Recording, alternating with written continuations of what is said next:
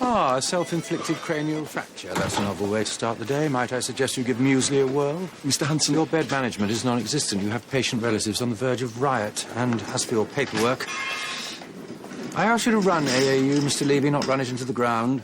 Mr. Franks? I had hoped rumours of this crisis were exaggerated. Crisis? Well, what would you call it? More of a... Okay, Mr. Franks, you need to get back into bed for me. Okay, Mr. Franks? Mr. Franks! Okay, it's about to meet now. Mr. Franks! It's just another day in AAU. A word, Mr. Levy.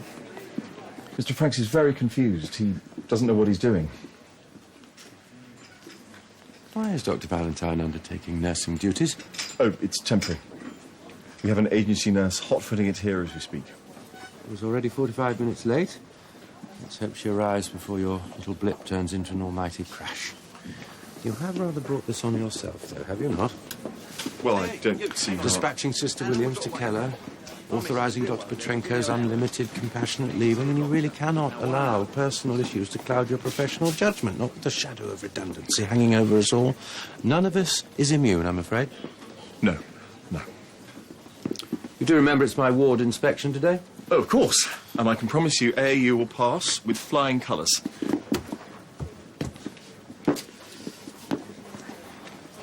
Sorry.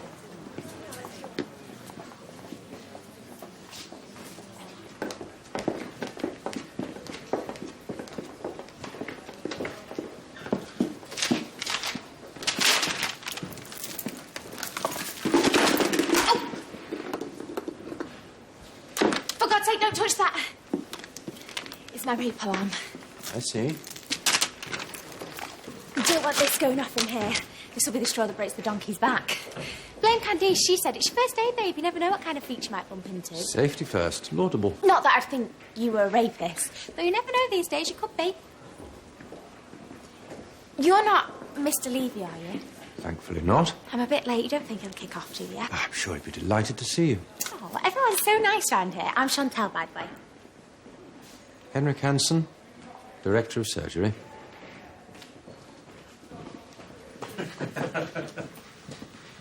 What's so funny?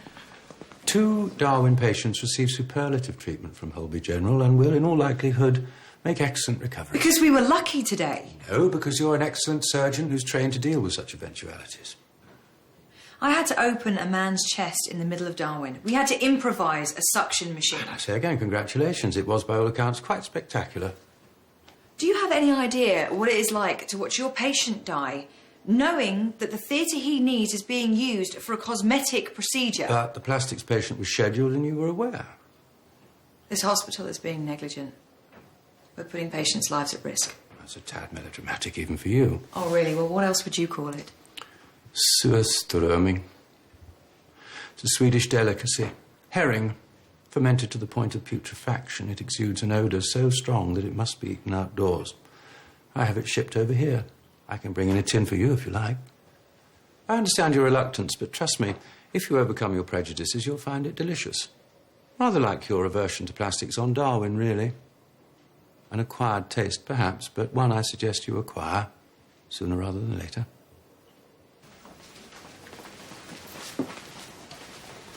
Mr. Hanssen. Miss Naylor, what can I do for you? Actually, it's what I can do for you. I had a strange message left on my aunt's machine, and I think it was meant for you. Really? Yes, a company called Prego Holdings. I wouldn't want you to miss an important call. Ring any bells? I hear no tolling, no. Why? Oh, I'll just keep trying. You have surpassed yourself, Mr. Levy. Well, I can't take all the credit. Clearly. Oh, Miss McKee really has been your nurse in shining armour.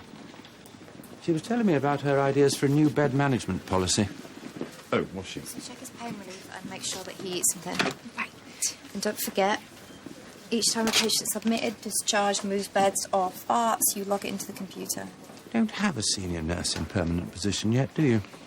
Not as yet, no. No, well, opportunity knocks. Only the very deaf or the very stupid would fail to act upon such serendipity. Don't take too long to think about it.